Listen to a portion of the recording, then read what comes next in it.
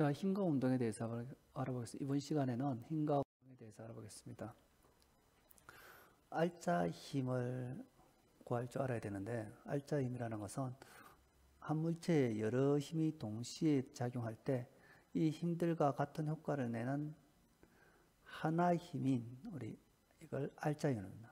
한 물체에 여러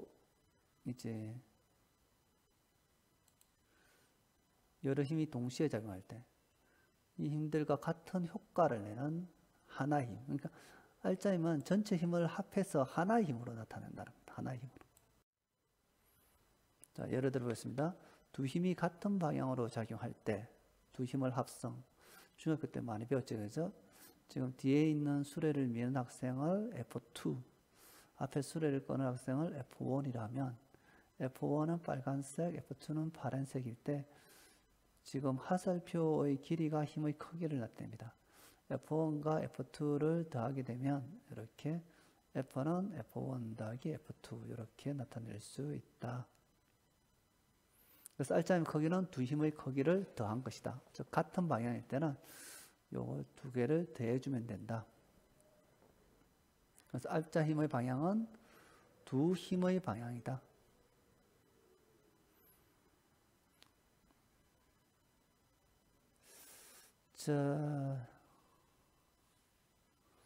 두 힘의 방향과 같다는 거죠. 그죠? 알자 힘의 방향은 두 힘의 방향과 같다. 지금 근데 두 힘이 반대 방향으로 생기면 지금 뒤에서 밀어주는 경우 뒤에 학생이 이렇게 끌어당기게 되면 뒤에 학생이 이 학생이 이제 밀어주지 않고 끌어당겨지죠. 앞에서 끄는 학생을 방해하고 있습니다. F1을 방해하고 있는 F2.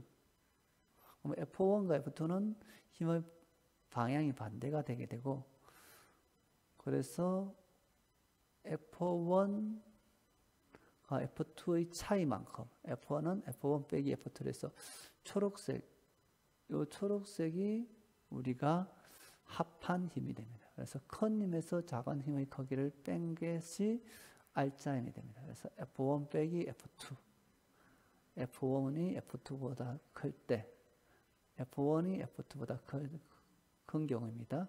그래서 같은 방향일 때는 두 힘의 방향과 모두 같습니다. 그렇죠? 알자 힘의 방향이. 그런데 반대 방향일 때는 큰 힘의 방향 쪽으로 알자 힘이 작용한다.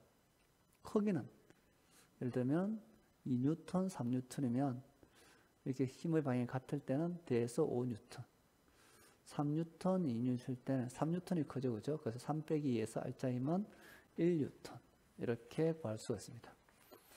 자, 그래서 같은 방향일 때 알자 힘의 방향은 두 힘의 방향과 같고 알자 힘의 크기는 합하면 되고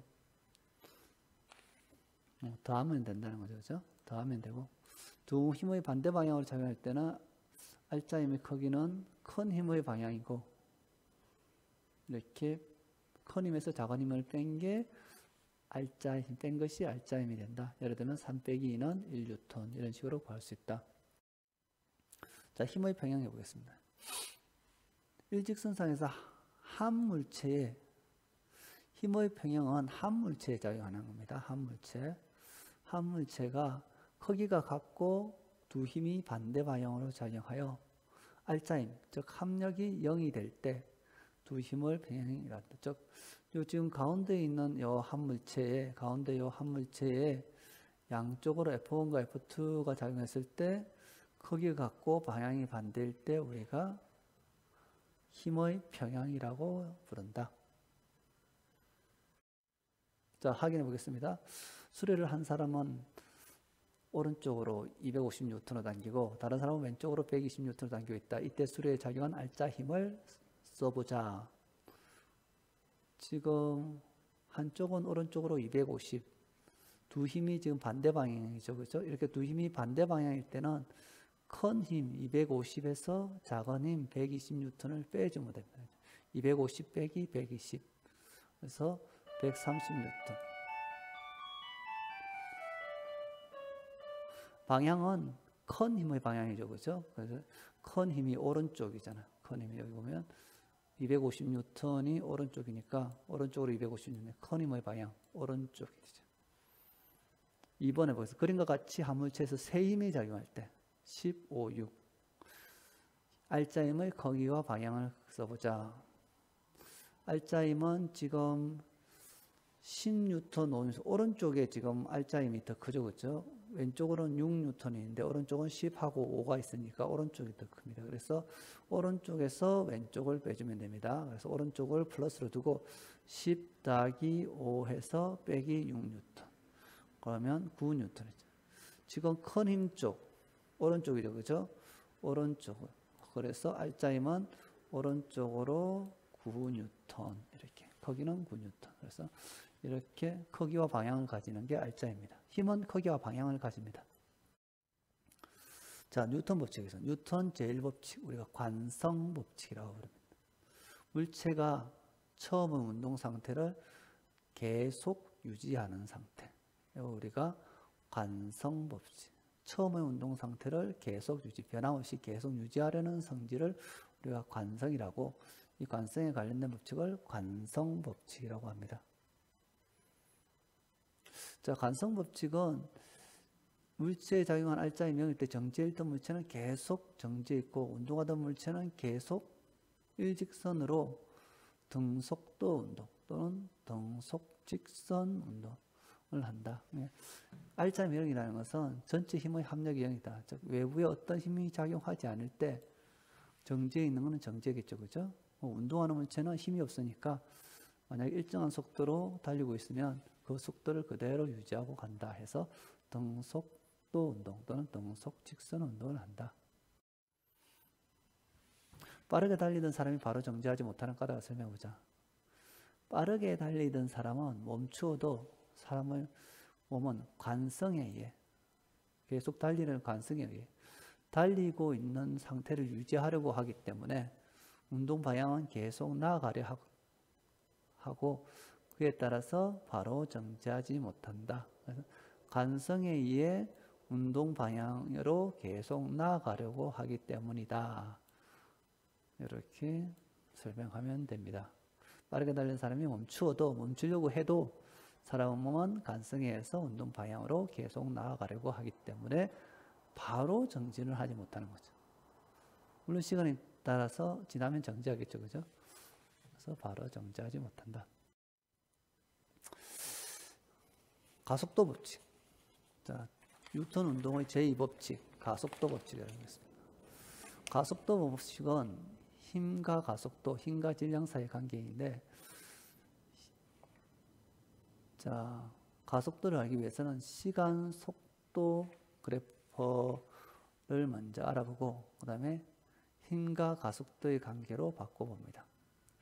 자, 예를 들면, 지금 F 힘이 작용할 때, 시간에 따른 속도가 이렇게 일정하게 증가하고 있죠, 그죠?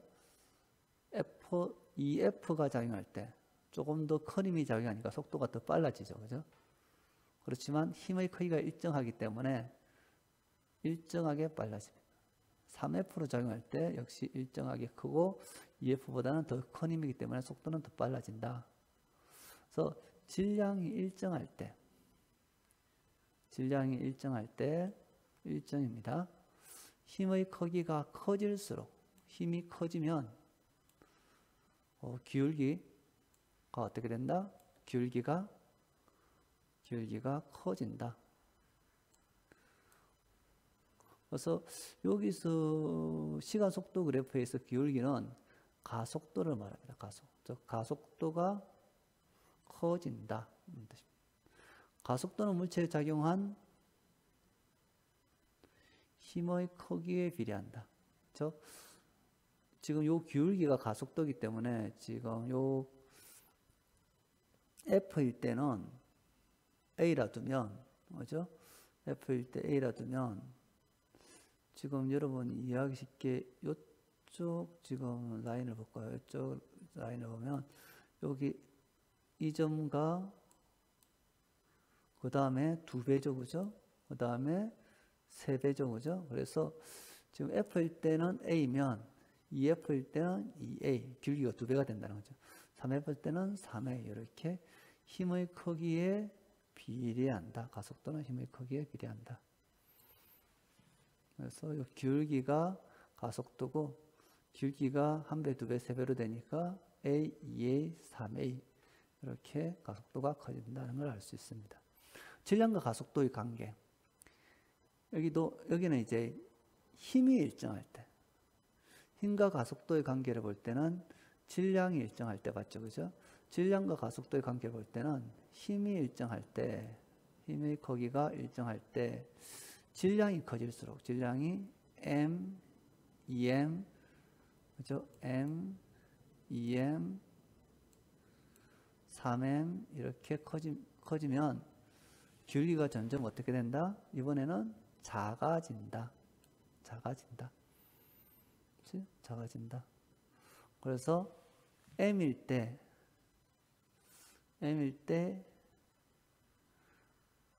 가속도를 A라고 두면 이 M일 때는 2분의 1A 절반이 된다는 거죠. 3M일 때는 3분의 A. 이것도 보면 이쪽 라인에서 비교해 보는 게 좋습니다. 그래서 M일 때가 이쪽이 A, 1이라고 생각하면 이쪽 2M일 때는 절반이죠. 그죠? 2A고 이쪽 3M일 때는 3등분 하면 되죠. 그죠? 3분의 A 정도가 된다는 걸 알 수 있습니다. 그래서 가속도는 물체의 질량에 이번에는 반비례한다. 반비례한다. 여기서는 비례한다.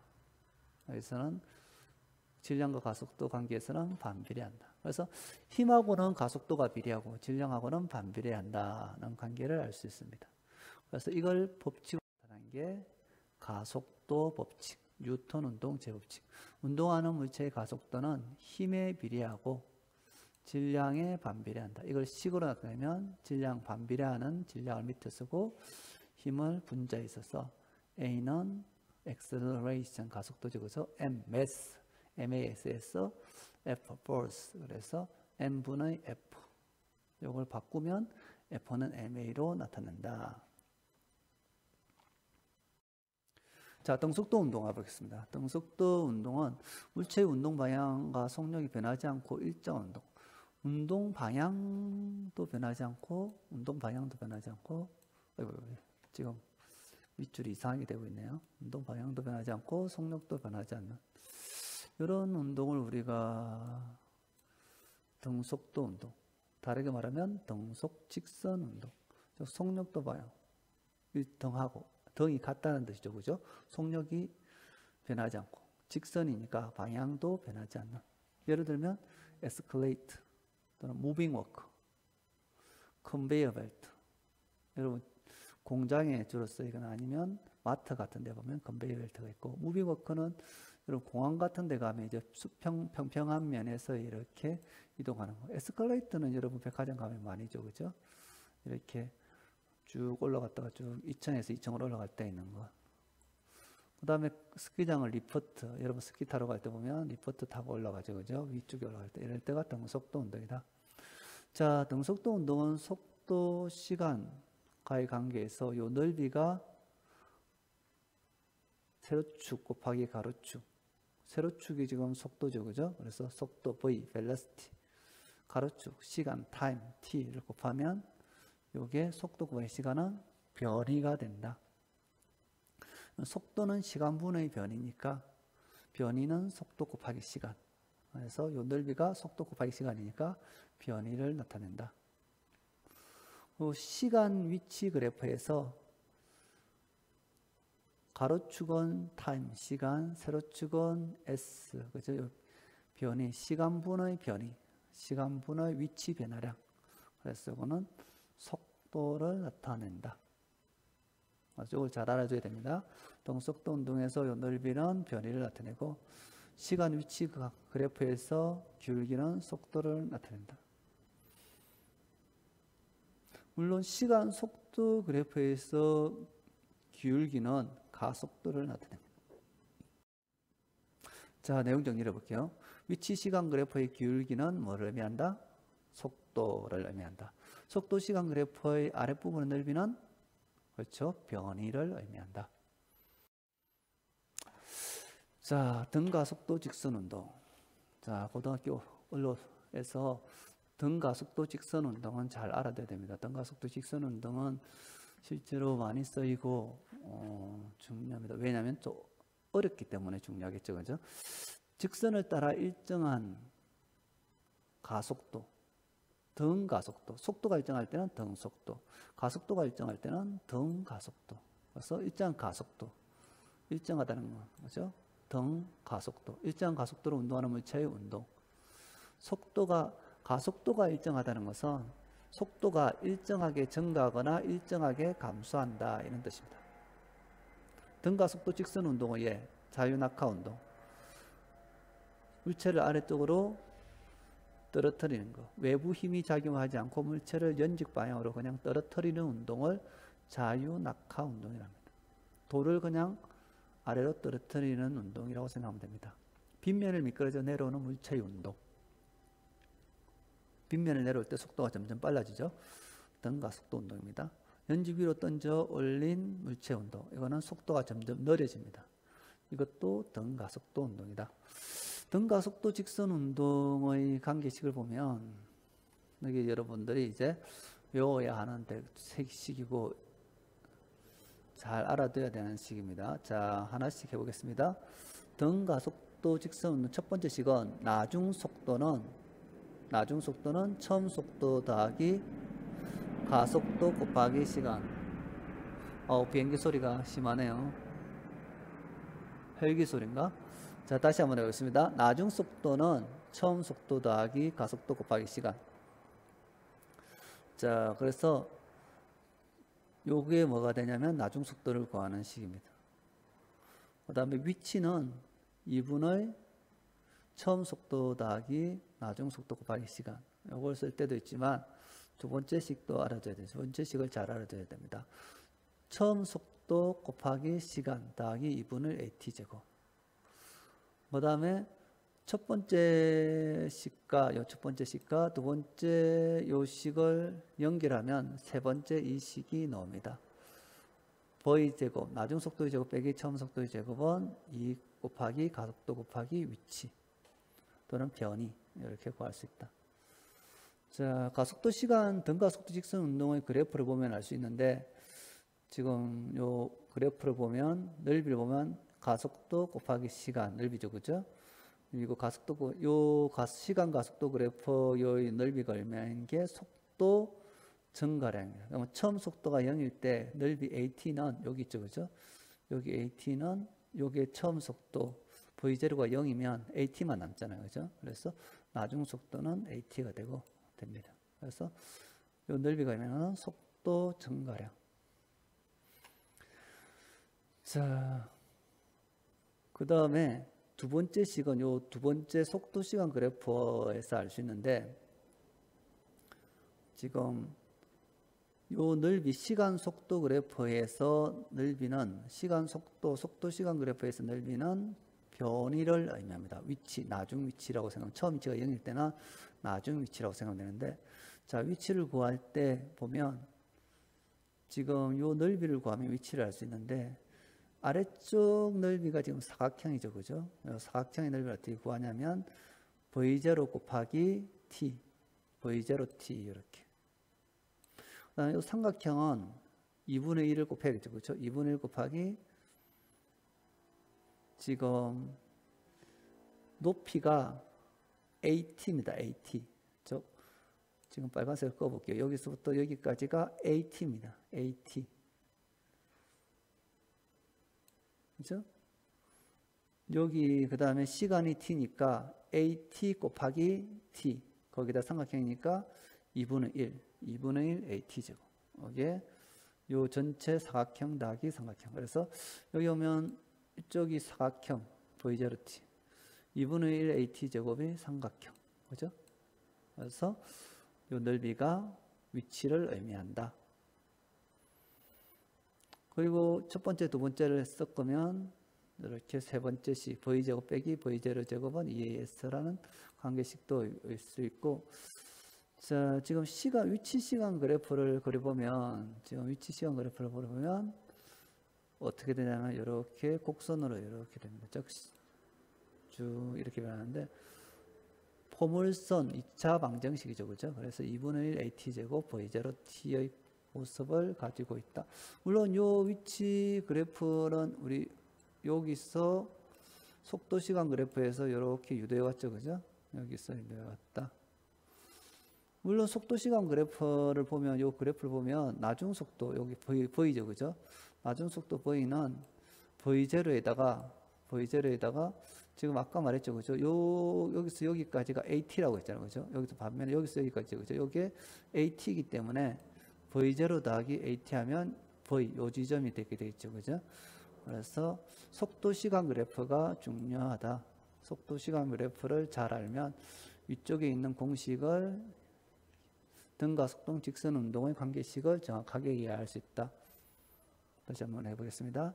나중 속도는 처음 속도 더하기 AT인데 나중 속도 요 나중 속도 V는 처음 속도 V0에다가 요만큼 그죠? 요만큼 즉 AT라고 했죠. 그죠? AT만큼 더하면 된다. 그 다음에 견이 위치는 속도 시간 그래프의 넓이 아래쪽 사각형의 넓이는 V0 곱하기 T 그죠? V0 곱하기 T 삼각형의 넓이는 T 곱하기 AT 거기다가 2분의 1 한 거 2분의 1 AT죠. 그래서 그걸 이용해서 이렇게 위치 이렇게 관계식이 나오게 된다. 자, 여기까지. 자, 확인해 보겠습니다. 처음 속도가 5m/s인 수레가 2.5m/s 제곱의 가속도. 가속도의 단위는 속도를 시간으로 나누기 때문에 세컨드 제곱으로 했습니다. 더는 발음을 잘하기 때문에 보통 m/s 제곱 이렇게 했습니다. 가속도로 등 가속도 직선 운동을 하여 나중 속도가 10m/s로 되었다. 이때 수레가 이동한 거리는 몇 미터인지 구해보자. 답은 15m. 요거는 세 번째 공식을 쓰면 쉽게 구했습니다. EAS는 나중 속력 제곱 빼기 처음 속력 제곱. S는 2A분의 V제곱 빼기 V0 제곱. 세 번째 식입니다. 2 곱하기 2.5 나중 속도 제곱 빼기 처음 속도 제곱 하면 15가 나옵니다. 확인 문제 6번.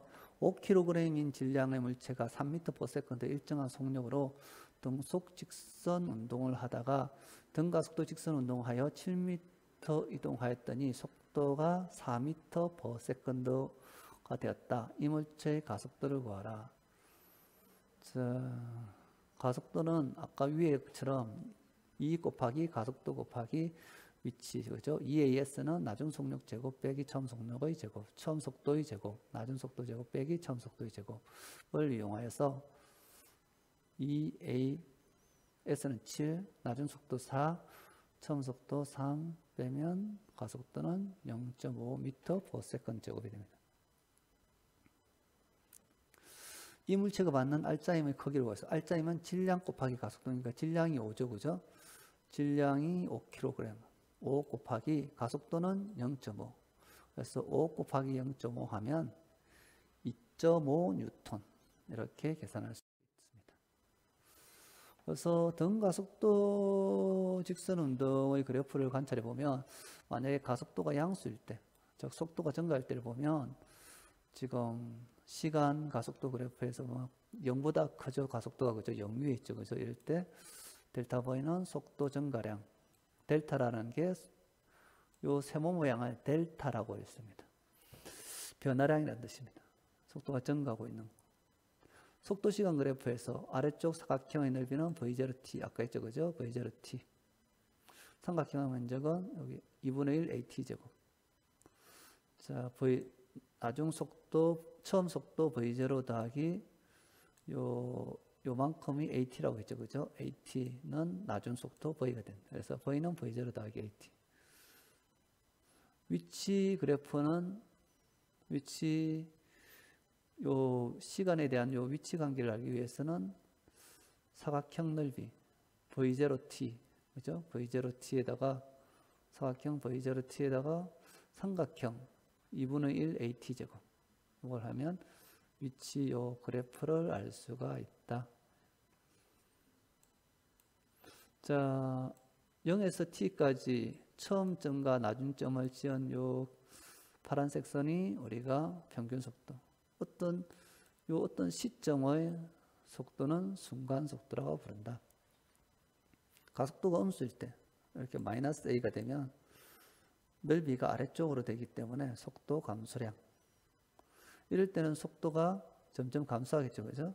감소해서 0이 됐다가 반대 방향으로 이동하게 된다. 요 넓이는 처음 방향으로 이동한 거리. 아래쪽 음수는 반대 방향으로 이동한 거리.